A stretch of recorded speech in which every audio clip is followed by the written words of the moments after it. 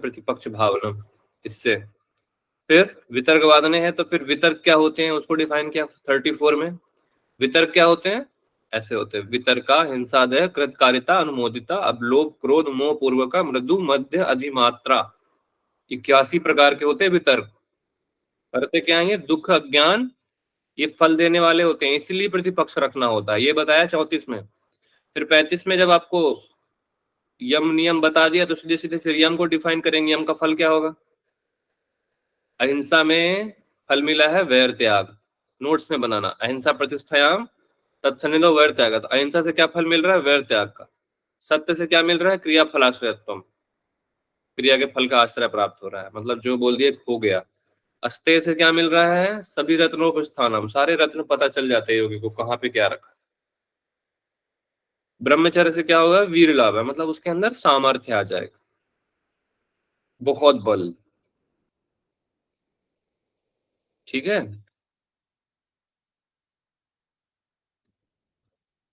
और अपरिग्रह से क्या सिद्धि मिल रही है? जन्म कथनता संबोध, पिछले जन्म का ज्ञान आपको जन्म कथनता संबोध किससे मिल रहा है? परिग्रह से। अब वो परिग्रह कैसा होगा तब मिलेगा जन्म कथनता, वो समझा चुका हूं। फिर सोच संतोष तब, सोच के पहले फल में 40 नंबर में पहला फल, सोच के 41 नंबर में दूसरा फल। ठीक है, 40 नंबर का पहला है, 41 का दूसरा है। 40 नंबर बाह्य सोच का फल है, 41 नंबर आंतरिक सोच का फल। इसमें से आपको याद करना है इन दोनों को। ठीक है, इसको याद करने में किसी को कोई दिक्कत तो नहीं? 41 को सत्व शुद्धि सौमनस्य एकाग्र इंद्रिय जय, इंद्रिय बोलना केवल, एकाग्र इंद्रिय, एकाग्रता, फिर इंद्रिय जय, फिर आत्मदर्शन। यहाँ 3 चीजें हैं। ठीक है, एकाग्रता, इंद्रिय जय, फिर आत्मदर्शन। ये सीक्वेंस जरूर याद रखना। सत्व शुद्धि सौमनस्य एकाग्र इंद्रिय जयात्म दर्शन। योगत्वानि च, योगत्वानि मतलब, योग्यत्वानि मतलब सामर्थ, आत्मा का साक्षात्कार करने का योग्य हो जाता है साधक। फिर संतोष का फल देख लीजिए, संतोष से सुख की प्राप्ति हो रही है। संतोष का फल एक बार में क्या याद करोगे? सुख, सर्वश्रेष्ठ सुख। फिर तप का क्या फल बताया है? काया और इंद्रिय की शुद्धि और सिद्धि दोनों मिलती। ठीक है, काया और इंद्रिय की सिद्धि मिलती है और अशुद्धि का क्षय होता है, यहाँ ये बताया। स्वाध्याय से क्या मिलता है? देवता मिलते हैं। समाधि से, ईश्वर प्रणिधान से क्या मिलती है? समाधि मिलती है। ऐसे एक एक चीज में याद कर लो। अगर आपको टेंटेटिव पढ़ना है तो ऐसे याद करना। अब आज हम देखेंगे स्थिर सुखम आसनम प्रत्न सथिलन समापत्तिभ्याम तत्वद्वाराभिघात तस्मिन् सति श्वास प्रश्वास योर गति विच्छेद प्राणायाम बाह्यांतरिस्तंभ वृत्ति द्रेश काल संख्या भी परिदृष्टो दीर्घ सूक्ष्म बाह्यांतर विषय छेपी चतुर्थ ततः क्षीते प्रकाशावरणम धारणा सूचा योग्यता मनुष्य। ये हम आज पढ़ेंगे। ये हो गया आपकी प्राणायाम के फल। फिर 54 में स्विषय संप्रयोगे चित्त स्वरूपानुकार इवेंद्रिया नाम प्रत्याहार है। रट के रखना इनको, प्रत्याहार की परिभाषाओं को, हमें बहुत काम आएगा। फिर प्रत्याहार का फल 55 में है तथा परमा वश्यतेन्द्रिया नाम। ठीक है, अब आज इसको देखते क्या है। स्थिर सुखम आसनम, आसन से हम क्या समझते हैं? वही जो इसमें लिखा है वही समझना है आपको। इसमें लिखा है स्थिर सुखम आसनम, बिना हिले डुले, बिना हिले डुले मतलब बिना हिलन चिलन से रहित, हिलन चलन से रहित उसे ही निश्चल बोलते हैं। स्थिर सुख मतलब निश्चल, निश्चल सुख पूर्वक बैठने का नाम ही आसन है। अब यहाँ पे समझ लो, ये जो आसन है मुख्य रूप से ध्यानात्मक आसन की ही बात हो रही है, मेनली आप समझोगे। क्योंकि जो व्यक्ति समाधि के लिए बैठा है वो तो वृश्चिक आसन लगाएगा नहीं ना, है ना? वो पीछे से आवाज आ रही है क्या आप लोग को? No sir. No sir. आ रही है ना आप लोग को भी? नहीं आ रही है। नहीं आ रही है सर। नहीं आ रही है, मेरे ही कान में बज रहा है ये बहुत तेज। चलो देखो, स्थिर सुखम आसनम में जो यहाँ पे आसन है ना, वो एक प्रकार का आसन है, लेकिन व्यास में 13 प्रकार के आसनों का वर्णन है। पूछ लेगा व्यास भाषण में कितने प्रकार के आसन है, व्यास जी ने कितने बताए, 13 प्रकार के। लिख लो, नोट्स में काम आएगा, एग्जाम में आया भी था। ठीक है, देखो यहाँ पे स्थिर सुखम आसन से मतलब है सुखपूर्वक बैठने से। अब सुखपूर्वक तो आदमी तभी बैठेगा ना जब वो समाधि लेने जाएगा। यहाँ जिस आसन का वर्णन हो रहा है वो समाधि से है। ठीक है, आसन समझने की आवश्यकता ज्यादा है नहीं, सीधी सी बात है। लंबे समय तक बैठना, मुख्य रूप से स्वास्तिक आसन, सिद्धासन, सम आसन, पद्मासन, बद्ध पद्मासन, वीर आसन, गौमुख आसन, वज्रासन, सरल आसन, इस तरह नाम के जो आसन होते हैं ना, यहाँ पे बेसिकली हम उसी की चर्चा कर रहे हैं। और आसन जो होते हैं वो हठ योगियों के लिए हो सकते हैं और हमारे जैसे लोगों के लिए। और आप खुद ही सोचो, दिमाग लगाओ अपना, अपने मस्तिष्क का उपयोग करो। आप समाधि के लिए बैठे हो तो क्या आप वृश्चिक आसन लगाओगे? नहीं लगाओगे।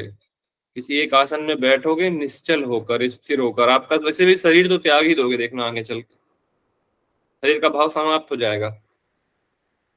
ये है आसन। ठीक है, सुखपूर्वक लंबे समय तक बैठने की जो स्थिति है। अब आसन, आसन बताने के बाद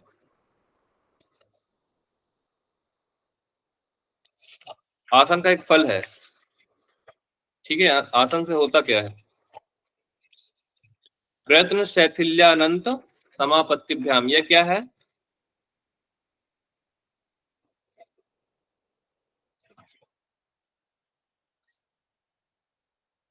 आसन स्थिर करने का उपाय। आसन आसन की अवस्था।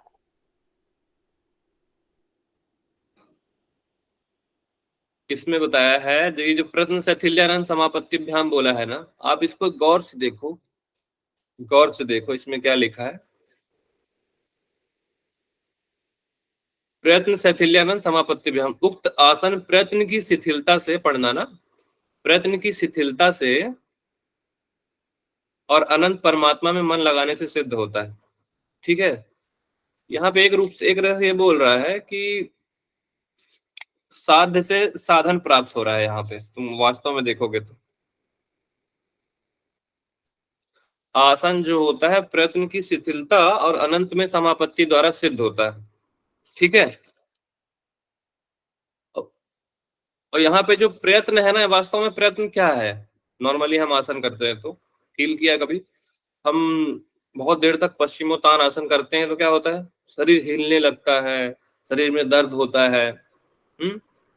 कोई भी आसन ले लो आप, बहुत देर तक करते हो तो क्या होती है? अंग में जियत उत्पन्न होता है ना, वहां पे कंपन होती है सर। कंपन, शरीर में अंगों में कंपन को ही अंग में जियत तो बोलते हैं। यहाँ पे उसी चीज को समझाया है। जब प्रयत्नों की शिथिलता हो जाएगी ना, तो वो कंपन वगैरह कुछ नहीं होगा, प्रयत्न शिथिल हो जाएगा, नॉर्मली आप कर लोगे। मतलब आप ऐसे बैठे तो आप 3 घंटे तक आराम से पद्मासन में बैठे रहो बिना हिले डुले। टास्क देकर देखो कभी खुद को, 3 घंटे तक क्या बैठ सकते हो आप आसन में?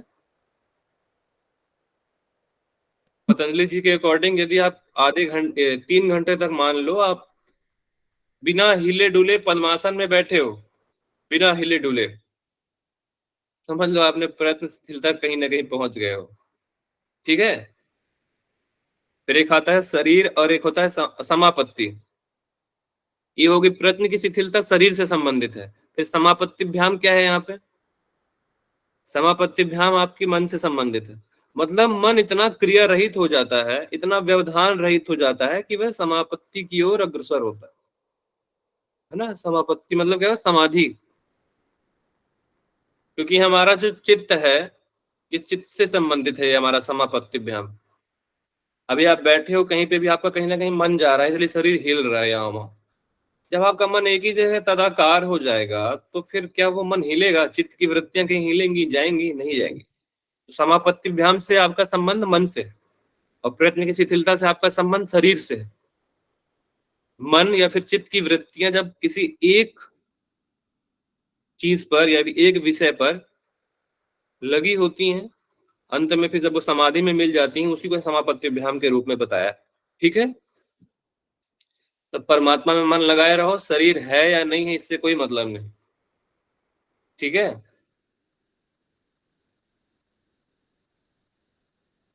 किसी को कोई डाउट है इसमें प्रश्न शिथिल अनंत में तो पूछ लो, मैं फिर और डिफाइन करूं इसको। सर एक और बार explain करिए। व्यास जी ने बताया है अनंत में, यह अनंत शब्द आया हुआ है ना, अनंत में समापन किया हुआ चित्त आसन को सिद्ध करता है। अनंत में समापन किया हुआ चित्त आसन को सिद्ध करता है, व्यास जी ने ये बताया। अब आप ये देखो कि यहां उल्टा नहीं लग रहा, अनंत में समापन किया हुआ चित्त आसन को सिद्ध करता है, मतलब वो बोल रहे हैं कि साध्य से साधन मिल रहा है। साधन से साध्य मिलेगा कि साध्य से साधन मिलेगा? साधन से साधन साधन साध्य से ईश्वर साधन से मिलेगी। लेकिन यहाँ पे भक्ति उल्टा से ईश्वर मिलेंगे कि ईश्वर से भक्ति मिलेगी? भक्ति से ईश्वर भक्ति से ईश्वर। ईश्वर भक्ति से ईश्वर मिलेंगे। तो व्यास जी ने बोला, व्यास भाष्य में इसका वर्णन ऐसे किया है कि अनंत में समापन किया हुआ चित्त आसन को सिद्ध करता है। तो ये जो परिभाषाएं है ना, इसकी बहुत ज्यादा हर जगह कॉन्ट्राडिक्ट देखने को मिलता है।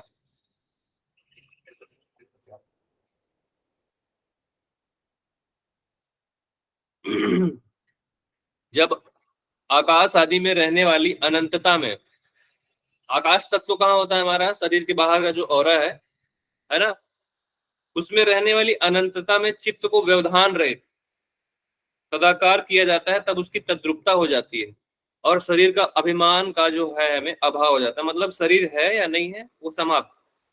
आप उस अनंतता में, किसकी अनंतता में, परमात्मा में मन लगा के, परमात्मा में मन ही तो लगा रहे हैं ना, अनंत परमात्मा में मन लगाने से मतलब उस परमात्मा में मन लगाने में आप इतने लीन हो गए हो कि आपको आपके शरीर का अभिमान नहीं रहा, आपके देह की सुध नहीं रही। वास्तविक ये बताया जा रहा है यहाँ पे। ठीक है, इसमें ये समझाया जा रहा है कि आसन करने से ये होता है, मतलब आपको अपने देह की सुध नहीं रहती। आप कहाँ लगे होते हो, समापत्ति भ्याम, समापत्ति की ओर। ठीक है, देह वेह से काम खत्म। सिर्फ यही समझाया है यहाँ पे, गीता में बोला है काया सिरो ग्रीवम, यही बोला है, काया सिरो ग्रीवम। यहाँ पे काया गला सिर बोला है। और इसको आसन को क्या बोला है गीता में वो भी देख लेना। गीता में जिस आसन पर बैठने के लिए कहा है उस पर स्थिर और अचल होकर, वहां पे भी सेम बोला है। फिर यहाँ सिर गला, शरीर गला सिर बोला है। तो क्या ये बताओ ये सही लिखा है सीक्वेंस? सर यहाँ सर पे यदि आप पढ़ोगे ब्रीफ में गीता को, समकाया गीता में शिरोग्रीवम, सर समकाय शिरोग्रीव है, लेकिन ये अलग तो ये अलग है सर बहुत जगह पे। नहीं नहीं नहीं, सम गीता में जो श्लोक लिखा है उसको पढ़ो वरना फंस जाओगे एग्जाम में। हाँ ना सर, वही है ना, समकाय शिरोग्रीव धारय अचलम स्थिर। समकाया शिरोग्रीवम ही है, तो काया सिर फिर ग्रीवा फिर गला आएगा। सीक्वेंस पूछता है भाई, जरूर याद रखना इसको। बहुत छोटी छोटी चीज लगती है, सिर गला छाती हुई, छाती गला सिर हो, ऐसा नहीं होता। जहाँ जो बताया वही याद करना पड़ेगा सर आपको, योग तभी। योग कुंडलिनी में शायद थोड़ा अलग है, गर्दन हर शायद जगह नहीं है, अलग है, योग हर कुंडली। जगह अलग है, हर जगह। ठीक है, इसको एक बार लगा लेना, पढ़ लेना आप लोग, जो मैंने समझाया है ये वही बताएंगे। अब आते हैं आसन के फल में। ठीक है, तत्व दंडान अभिघात, आसन आपने सिद्ध कर लिया। ठीक है, परमात्मा प्राप्ति के समापत्ति ध्यान में लगे हो, प्रयत्न शिथिल हो चुका है और अनंत समापत्ति में आपका मन चित्त जो है तदाकार हो चुका है। तो क्या सिद्धि मिलेगी उससे? उससे मिलेगा द्वंद्वान अभिघात।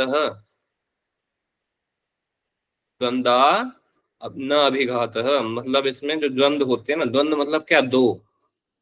जहां सर्दी है वहां गर्मी है, जहां भूख है वहां प्यास है, हर दो चीज। समझ रहे हो दो दो चीज क्या होंगे? द्वंद्व मतलब क्या, हर दो चीज। द्वंद्व से तात्पर्य है द्वंद्व में दो चीज है, दो। ठीक है, समझ में आ रहा है ना ये द्वंद्व क्या हो सकते हैं। अच्छा है तो बुरा भी है, सर्दी है तो गर्मी है, शीत है तो उष्ण है, हर जगह आपने देखा होगा। और द्वंद्व की कोई परिभाषा बताओ, कोई एग्जांपल बताओ। तपोद्वंदो सुख दुख सहना, क्या, एक जन बोलो। सबका सहना ही द्वंद्व है, तपोद्वंदो सहना। मैं पूछ रहा हूँ लाभ हानि, द्वंद्व क्या होंगे, द्वंद्व के एग्जाम्पल बताओ। लाभ जैसे लाभ लाभ और हानि, लाभ और हानि, बहुत बढ़िया। और क्या जय हो सकता है? जय पराजय, सुख जय दुख, पराजय, सुख दुख, जय पराजय, और मान अपमान, मान अपमान, बहुत बढ़िया। और सर्दी गर्मी, धर्म सर्दी गर्मी तो अधर्म, लिखा है यहाँ पे। धर्म अधर्म, पाप अरे पुण्य। ऐसा, पुरस्कार तिरस्कार, पुरस्कार तिरस्कार, बहुत बढ़िया। जहां पे भी वो द्वंद्व आए ना, माता पिता, इस तरह के जो प्रकृति एग्जाम्पल होते हैं। शत्रु मित्र, प्रकृति भी हो सकता है सर। यहाँ पे विकल्प की, मतलब विकल्प का ऑप्शन बना रहना, मतलब दो चीजों में द्वंद्व से तात्पर्य प्रकृति पुरुष से नहीं है। प्रकृति और पुरुष कोई द्वंद्व नहीं है, प्रकृति अलग है, पुरुष अलग है, वहां द्वंद्व नहीं होता है। सर्दी गर्मी द्वंद्व हो सकते हैं, सर्दी आ रही है तो गर्मी आएगी, मान हो रहा है तो अपमान होगा, ये सब हो सकते हैं द्वंद्व। ठीक है, प्रकृति पुरुष अलग है। तो जितने भी ये द्वंद्व, ये जो द्वंद्व हो गया ना ये, हाँ, चित्त को चंचल बनाकर साधन में विघ्न डालते हैं, ये जितने द्वंद्व होते हैं। द्वंद्व की स्पेशलिटी बता दी है कि जो चित्त है चंचल बनाएंगे, आपके मन को विघ्न डालेंगे साधना में। तो जो साधक जिसने आसन सिद्ध कर लिया, उसके लिए इस द्वंद्व का कोई तात्पर्य नहीं। वो अपने शरीर में स्थिर होकर पीड़ा को सहने वाला हो जाता है। उसके अंदर इतनी शक्ति आ जाती है कि चाहे उसके सामने कितना ही भूचाल आ जाए। आपको कई बार एग्जाम्पल देखा होगा, योगी लोग बैठे होते हैं, अप्सराएं आ रही हैं, इंद्र भेज रहे हैं, वो अपने आसन में सिद्ध है, वो हिल ही नहीं रहा अपने आसन से। तो यदि आपको समाधि तक जाना है तो आसन तो सिद्ध करना पड़ेगा ना, वरना फिर वहां पे तो ये समाधा उपसर्ग जो बताया है कि सिद्धियां आने के पश्चात फिर आपको लुभाया जाएगा, ताकि आप वापस से वहीं उसी जगह में चले जाओ जहां आए हो। इसलिए आसन की सिद्धि जो बहुत इंपॉर्टेंट है समाधि के लिए। यहाँ समाधि जो है वो साध्य है, और आसन जो है वो साधन है। समझ में आया? आसन साधन है और समाधि क्या है, साध्य है। यहाँ ऐसे समझना। अब आसन सिद्ध होने के बाद ही प्राणायाम का चर्चा किया है। बोला क्या बोला, तस्मिन सति श्वास प्रश्वास योर गति विच्छेद है प्राणायाम। ठीक है,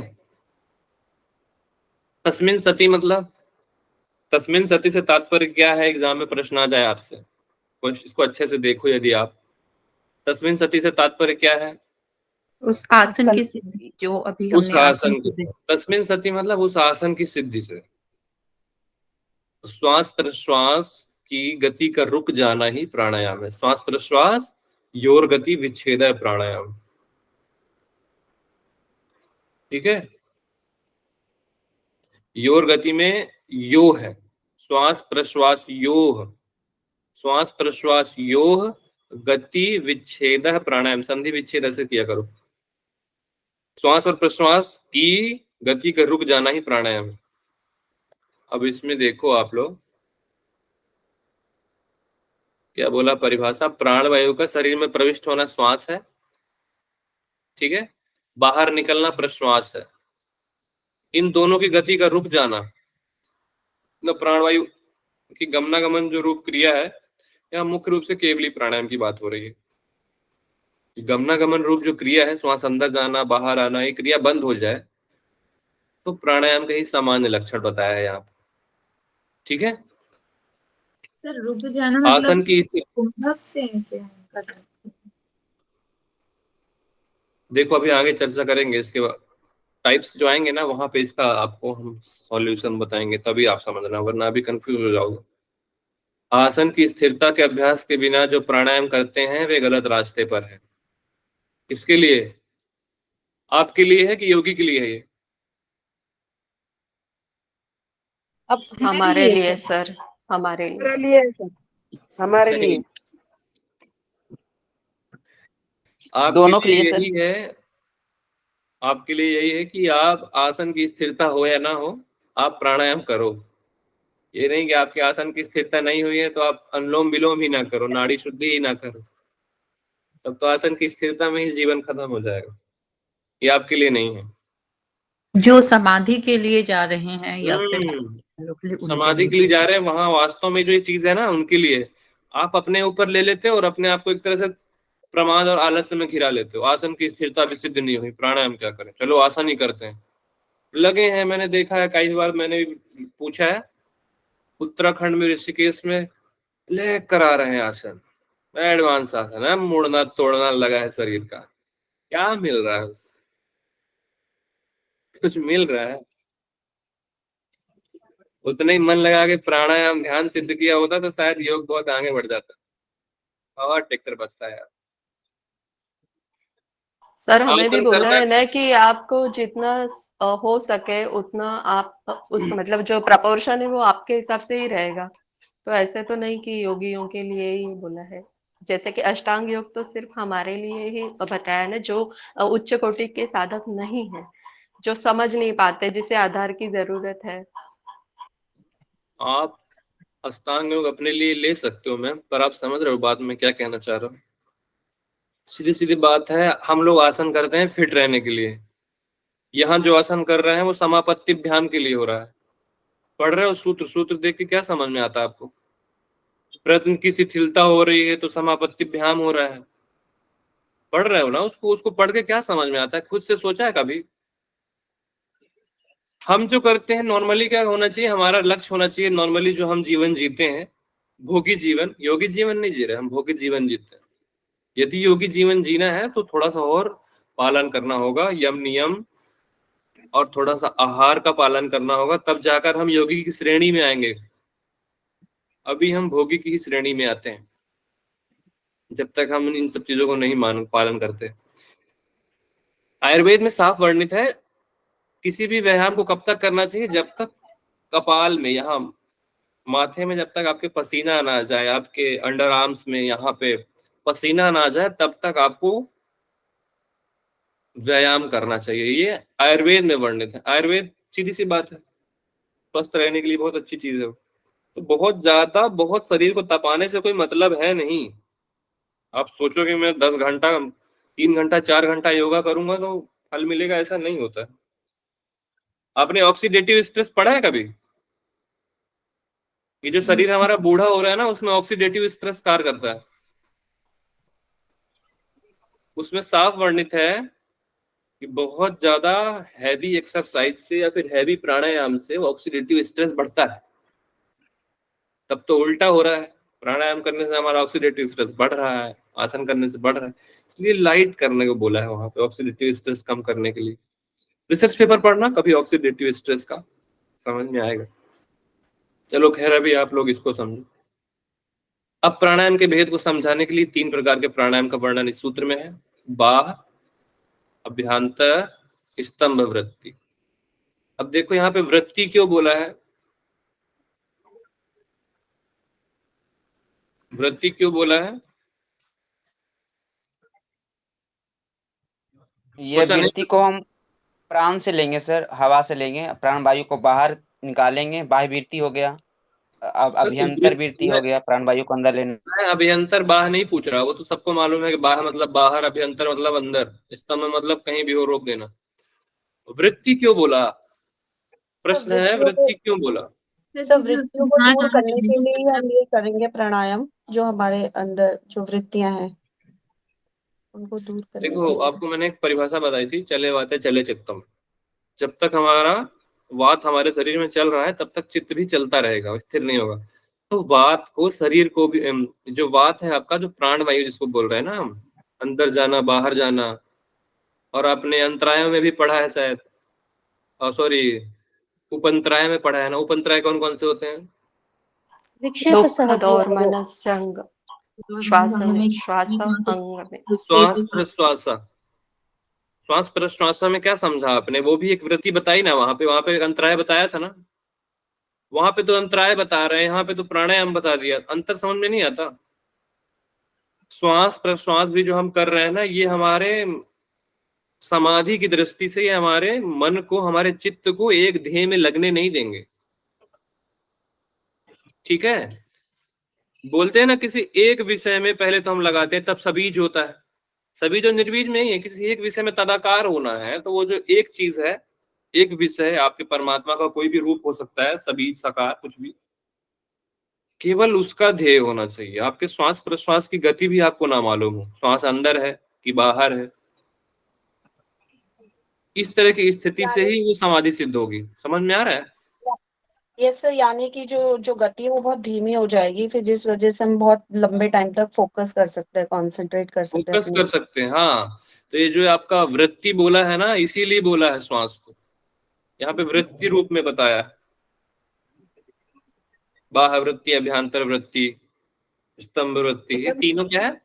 वृत्ति है। कौन कौन से होते हैं, कैसे होते हैं? यहाँ पे द्रेस काल और संख्या भी परिदृष्टो उक्त प्राणायाम बाह्य वृत्ति, अभ्यंतर वृत्ति और स्तंभ वृत्ति, ऐसे 3 प्रकार का होता है। यहाँ पे 40-50 नंबर में 3 प्रकार का होता है।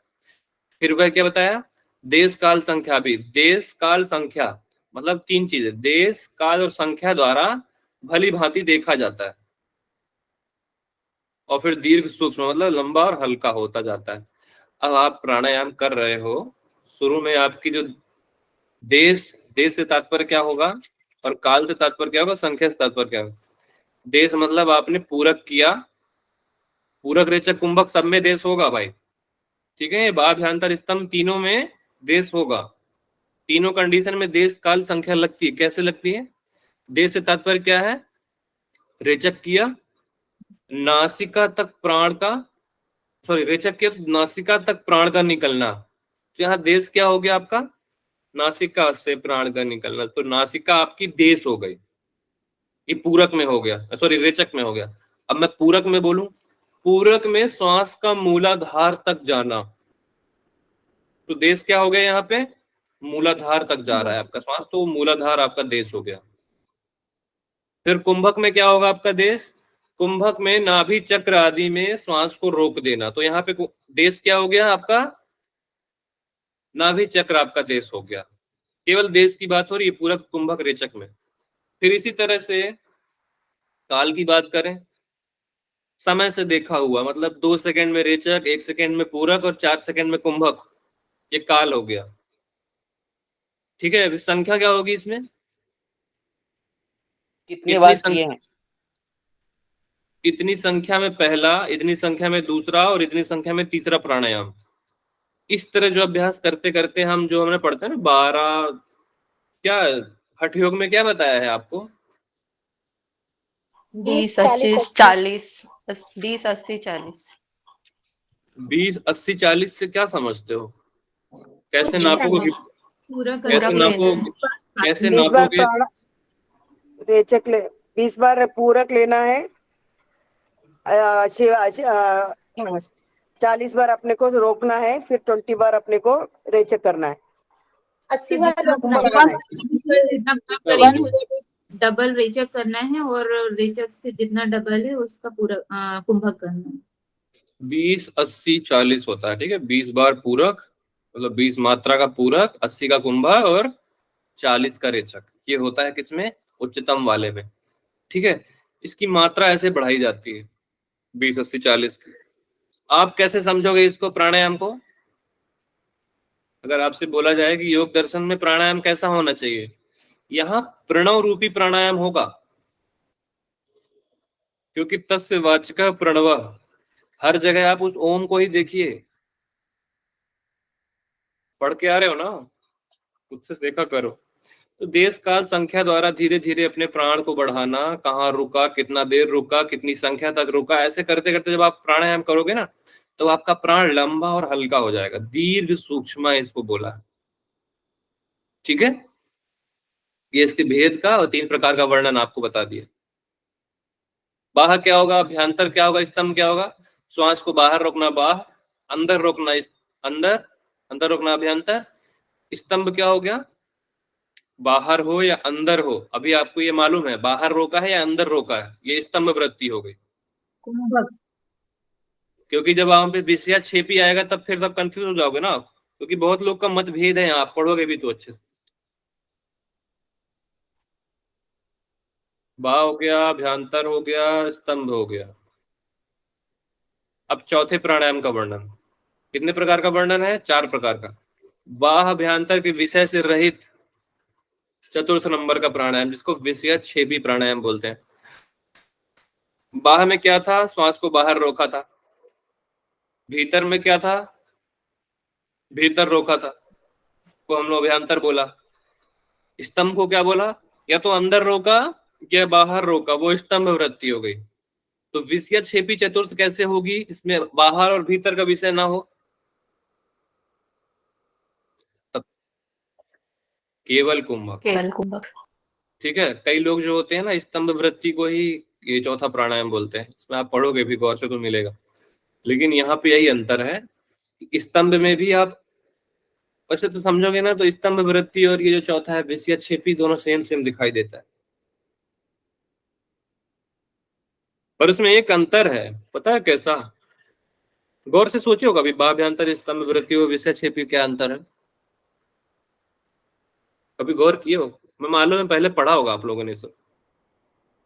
बाह मतलब बाहर रोका, अभ्यंतर मतलब अंदर रोका, स्तंभ मतलब रोकना, अंदर रोकना या बाहर रोकना। स्तंभ वृत्ति और विषयक्षेपी में केवल ये अंतर है, स्तंभ वृत्ति में आपको पता है कि आप अंदर रोक रहे हो, आपको अंदर रोकना है, आपको मालूम है। आपको मालूम है आप बाहर रोक रहे हो, मतलब रेचक में रोक रहे हो, ये आपको स्तंभ में मालूम है। विषयक्षेपी में ये मालूम नहीं होता। श्वास अंदर चल रहा हो या बाहर चल रहा हो, रोक देना बस। कहाँ रुका, कितना देर रुका, देश काल संख्या से रहित होगा वो। जो देश काल संख्या जो है वो तीनों के लिए होती है, शुरू वाली। चतुर्थ वाला जो विषयक्षेपी होता है उसमें देश काल संख्या खत्म, नो, नल। ठीक है, तो ये होती बाह्यांतर से रहित विषयक्षेपी। ठीक है, चतुर्थ प्राणायाम है ये, राजयोग का प्राणायाम। चंचलता शांत होने के कारण प्राणों की गति अपने आप रुक जाती है, और प्राणायाम में प्रयत्न द्वारा प्राणों की गति को रोकने का अभ्यास करते करते प्राणों की गति का निरोध हो जाता है। मतलब कैसे कैसे होगा प्राणों की गति का निरोध? प्राणायाम से। प्राण एक बाधा बनी हुई है, कम से कम 12 दिन तक श्वास को रोकना ही समाधि तक के लिए आपके लिए आवश्यक है। 12 दिन तक प्राण को रोकना संभव लगता है क्या? नहीं लगता ना, 5 मिनट में ही आदमी मर जाएगा। योगी लोग 12 दिन तक प्राण को रोकते हैं। ठीक है, समाधि वहां तक जाती है भाई। ततः क्षीयते प्रकाशावरणम। अब प्राणायाम का फल आपको बताया जा रहा है।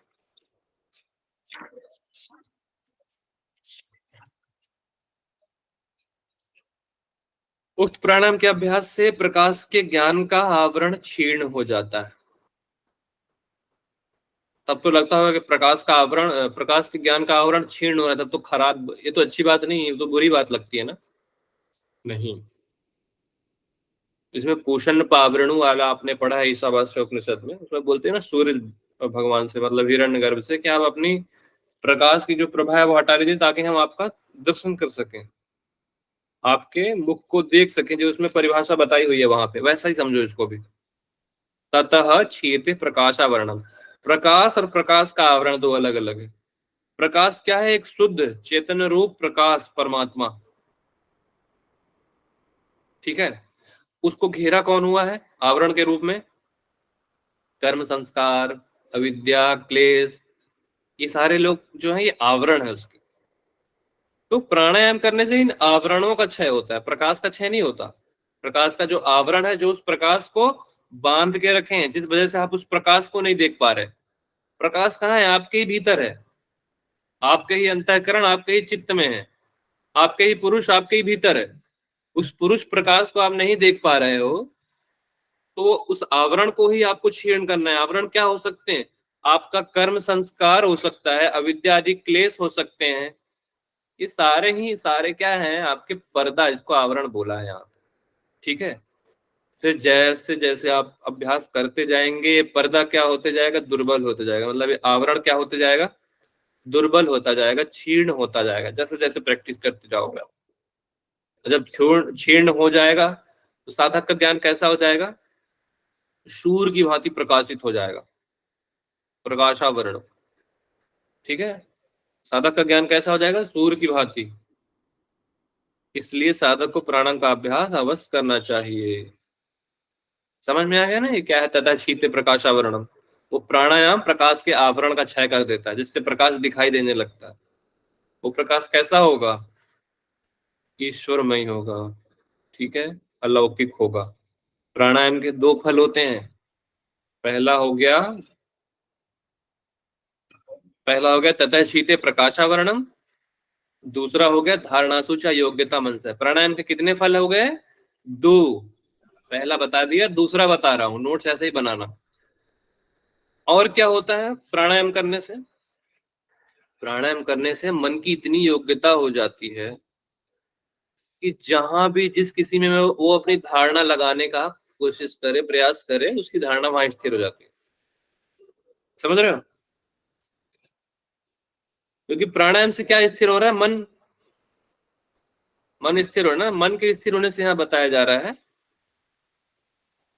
धारणा करने की जो उसकी शक्ति होती है वो इतनी बढ़ जाती है कि वो जहां चाहे, जिस विषय में चाहे, धारणा करने की उसके अंदर योग्यता आ जाती है। धारणा अभी हुई नहीं है, वरना तो फिर आसन, प्राणायाम, प्रत्याहार, फिर समाधि हो जाती सीधा। धारणा करने की योग्यता उसको प्राणायाम में ही मिल जाती है। ठीक है, और उसने धारणा भी की नहीं है। धारणा कब करेगा? प्रत्याहार के बाद धारणा करेगा। ठीक है, देशबंद चित्त से धारणा बोलते हैं ना हम लोग। तो धारणा करने की जो उसके अंदर कैपेसिटी होनी चाहिए वो प्राणायाम से आ जाती है। यहाँ पे मतलब जहां भी चाहे वहां अनायास ही अब धारणा सिद्ध कर सकता है। अब देखो धारणा के यहाँ प्राणायाम हो गया, प्रत्याहार। प्राणायाम क्या जाना? प्राणायाम देख लिया आपने, प्राणायाम क्या होता है, प्राणायाम के भेद देख लिए, प्राणायाम का फल देख लिया। प्राणायाम के कितने फल है? 2 फल हैं। प्राणायाम के कितने भेद हैं? प्राणायाम के 4 भेद हैं। 4 भेद हैं। हाँ, ऐसे करके याद करना एग्जाम के लिए। फिर प्राणायाम जान ली तो प्रत्याहार जान लो। प्रत्याहार क्या बताया है यहाँ पे? स्विषया स्वम प्रयोगे चित्त स्वरूपानुकार इंद्रियाणाम प्रत्याहार। स्विषया, स्विषय मतलब स्वयं से संबंधित है, अपने विषयों के संबंध से रहित। संप्रयोगे नहीं है यहाँ पे, असंप्रयोगे है। क्या बोलोगे? असंप्रयोगे। अगर स्विषय संप्रयोगे बोलोगे तो अर्थ का अनर्थ हो जाएगा बाबू भैया। स्विषय असंप्रयोगे बोलना। ठीक है, जब भी प्रोनाउंस करना तो असंप्रयोगे बोलो। जब स्वयं के विषयों का अभाव हो जाता है, होता है स्वरूपानुकार इवेंद्रियाणाम प्रत्याहार। अब इसमें क्या बता रहे हैं प्रत्याहार का अर्थ? जब साधक प्राणायाम करते करते उसका मन और उसकी इंद्रियां इतनी शुद्ध हो जाती हैं कि इंद्रियों की जो बाह्य वृत्ति है, इंद्रियों को क्योंकि बोला है किसमें? कठोपनिषद में क्या बोला है? स्वयंभू ने इस इंद्रियों को बाहर की ओर छेदा है। परांची खानी व्यतृणत स्वयंभू तत्स्मात् परांग पश्यति नान्तरात्मन कश्चिदधीर प्रत्यग आत्मनम वृक्षावृत चक्षुर मृतत्व मिच्छन। मतलब बोला उन्होंने, हिंदी का तात्पर्य है इसका, जैसे कि आप किसी ऐसे छेद करो, आपने अगर किसी चीज में ऐसे छेद किया तो प्रकाश इधर से इधर ज्यादा जाएगा। समझ रहे हो ना? जैसे कि छेद जो है उसका इस तरफ से इस तरफ हो, अंदर से बाहर की ओर हो, तो अंदर से आप बाहर की ओर ही देखोगे। इंद्रियों को भी शंभू ने ऐसे ही छेदा है, मतलब बनाया है। इंद्रियां बहिर्मुखी हैं, हम हमेशा बाहर की ओर देखते हैं, कभी अंदर देखते हैं क्या? ये अच्छा है, ये बुरा है, हम अंदर नहीं देखते। हम कभी ये देखते हैं कि मैं कितना अच्छा हूं, मैं कितना बुरा हूं? वो आंतरिक वृत्ति हो जाएगा। पर हमारी इंद्रियां क्या है? भाववृत्ति, बनाई ही गई है भाववृत्ति, स्वयंभू ने बनाया है। अभी हम हमेशा बहिर्मुखी होकर ही देखते हैं, अपने अंदर वो कभी नहीं देखता। आप देखते हो क्या? कभी नहीं देखते हो। इसलिए यहाँ समझाना है कि अपने आत्मा को देखना चाहिए अंतर्मुखी होकर। ये प्रत्याहार वही करेगा। इंद्रियों से संबंधित कुछ भी बात आएगी तो वो किससे है? वो आपके प्रत्याहार से। इस प्रकार अभ्यास करते करते मन और इंद्रियां शुद्ध हो जाती हैं कि इंद्रियों की बाह्यवृत्ति सब ओर से समाप्त हो जाती हैं और उसमें उसको समेट कर मन में विलीन करके जो अभ्यास किया जाता है वो प्रत्याहार कहलाता है। समझ में आया? एक एग्जांपल देके समझाता हूँ। चित्त को एक बार पढ़ लेते हैं, फिर इसके बाद समझेंगे। साधन काल में साधक इंद्रियों के विषयों का त्याग करके चित्त को अपने ध्येय में लगाता है। क्योंकि इंद्रियों के विषयों का त्याग क्यों आवश्यक है ध्येय में लगाने से पूर्व? क्योंकि इंद्रियां यहाँ वहां ले जा रही हैं। आंख ये देख रहा है, नाक ये सूंघ रहा है, कान ये देख रहा है, कान ये सुन रहा है, मतलब सब अपनी इंद्रियां जो है अपना अपना कार्य कर रही हैं। तो इंद्रियों के जो विषय है वो विषय केवल उसका ध्येय होना चाहिए। यहाँ पे इंद्रियों के विषयों का त्याग नहीं करना है।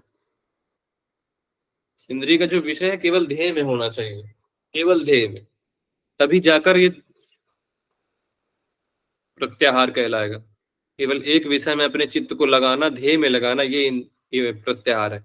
उस समय होगा क्या? जो इंद्रियों का विषयों की ओर ना जाकर चित्त में विलीन सा हो जाना है।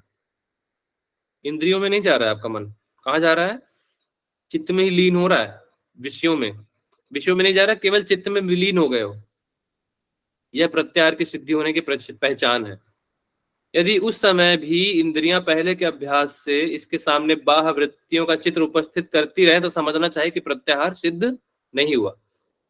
मतलब कोई भी शब्द आ जाए और आपकी साधना भंग हो जाए, हाँ, आप साधना में बैठे हो, कोई भी शब्द आपके सामने आ जाए तो आपकी इंद्रियां, मतलब क्या, कान भी एक इंद्रिय है ना हमारी, कर्ण इंद्रिय। कर्ण इंद्रियों का तुमने निराकार कहाँ किया? तब तो आपका प्रत्याहार सिद्ध नहीं हुआ। लेकिन आप साधना में इतने मगन हो, आंख के सामने कुछ भी आए, कान में कुछ भी सुनाई दे, केवल उस आपका चित्त एक ही जगह लीन हो गया है, इंद्रियों के विषयों से रहित हो गया, तब वो प्रत्याहार कहलाता है। ठीक है, समझ में आया? प्रत्याहार, प्रत्याहार में कछुए का एग्जाम्पल याद रखना। एक दूसरा, एक मधुमक्खी, सर क्या रानी मक्खी का भी रहता है? हाँ, मधुमक्खी का जो रानी रहते है उसके पीछे मधुमक्खी ही का बच्चा एग्जाम्पल याद रखना। जैसे बोला है, जिस प्रकार मधु बनाने वाली मक्खियां रानी मक्खी के उड़ने पर उड़ने लगती हैं और बैठने पर बैठ जाती हैं, उसी प्रकार इंद्रियां जो हैं चित्त के अधीन होकर काम करती हैं। अपने इंद्रियों को कैसा बनाना है? चित्त के अधीन बनाना। चित्त क्या है? आपकी मधुमक्खी है। कौन सी मधुमक्खी है? रानी मधुमक्खी है। इंद्रियां क्या है? उसकी सहायक करता है। इंद्रियों को अपने चित्त के अधीन बनाओ, चित्त को इंद्रियों के अधीन मत बनाओ। यदि चित्त को इंद्रियों के अधीन बनाओगे तो प्रत्याहार सिद्ध नहीं होगा। लेकिन यदि चित्त के अधीन आपने अपनी इंद्रियों को बनाया तो आपका प्रत्याहार अवश्य सिद्ध होगा। जब चित्त का बाहर के विषयों से उपराग हो जाता है, मतलब सॉरी, एक उपराग होता है, एक वैराग्य होता है, ये तो मालूम है ना, उपराग और वैराग्य। जब चित्त का बाहर के विषयों से उपराग होगा तो वो चित्त बाहर के विषयों को ग्रहण करेगा। लेकिन यदि आपने यम नियम आदि से अपने चित्त को इतना शुद्ध कर लिया कि आपकी इंद्रियों पे आपने विजय प्राप्त कर ली है, मतलब आपकी इंद्रियां जो है चित्त के अधीन हो गई। ठीक है, ठीक है। और भी इसमें स्वरूपानुकार जो है, इसको अगर आप गहराई से समझना चाहो तो इसमें बोला है, इस अवस्था में चित्त तो बाह्य विषयों से विमुख हो जाता है। यहाँ एक चित्त होता है और एक इंद्रिय होती है। ठीक है, चित्त और इंद्रिय की कहानी हो रही है तथा इसमें क्या बोलते हैं, ये आपका प्रत्याहार में एक चित्त होती है कि इंद्रिय होती है? चित्त।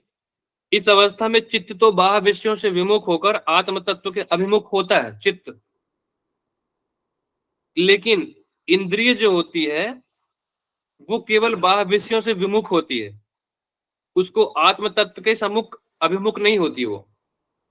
ठीक है, इसलिए यह चित्त स्वरूपानुकार बोला है। आया समझ? स्वरूपानुकार मतलब होता है नकल जैसा। चित्त में तो आत्म तत्व के दर्शन हो रहे हैं, लेकिन इंद्रियों में आत्म तत्व के दर्शन नहीं हो रहे हैं, वो चित्त के अनुरूप ही देख रहा है। ठीक है, क्यों? क्योंकि इसका मालिक कौन है? इंद्रिय का, इंद्रिय का मालिक चित्त है। अगर चित्त का मालिक इंद्रिय को बना दिया तब तो अनर्थ हो जाएगा, इसलिए अपनी इंद्रियों को चित्त के अधीन बनाना है। चित्त राजा है, ठीक है, उसके अनुरूप अपनी इंद्रियों को ले जाओ। ये जब आपने सिद्ध कर लिया तो क्या होगा आपका? ततः परमा वश्यते इंद्रियाणाम, ततः परमा वश्यते इंद्रियाणाम। आपने प्रत्याहार सिद्ध कर लिया, चाहे जहां चाहे वहां से अपने इंद्रियों को हटा सकते हो, लगा सकते हो। ठीक है, क्या मिलेगा साधक को? उस प्रत्याहार से, तथा मतलब उस प्रत्याहार से, परमा वश्यते इंद्रियाणाम, इंद्रियों की परम वश्यता हो जाएगी। परम वश्यता मतलब पूरी तरह इंद्रियों बस में की हो जाना। स्वतंत्रता का सर्वथा इंद्रियों की स्वतंत्रता का सर्वथा अभाव हो जाना। आप इंद्रियां आपके अनुरूप चलेंगी, इंद्रियों के अनुरूप आप नहीं चलोगे, तब इंद्रियां वश में हो गई। ठीक है, कोई भी अप्सरा आ जाए, कोई भी कुछ आ जाए, आपकी इंद्रियां नहीं भ्रष्ट होने वाली। ठीक है, इंद्रियों का सिद्धिकरण क्यों आवश्यक है? इसलिए आवश्यक,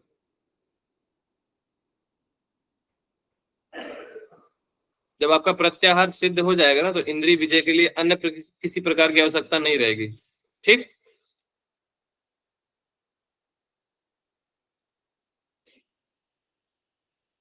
कभी सोचा है कि ये जो वश्यतेंद्रियाणाम प्राप्त हो रही है प्रत्याहार से, वो किससे प्राप्त हो रही है? चित्त की एकाग्रता से ही वश्यतेंद्रियाणाम प्राप्त हो रहा है। ठीक है, परम और अपरम में क्या अंतर है? यहाँ परमाम बोला है, अपरमाम होता तो क्या होता?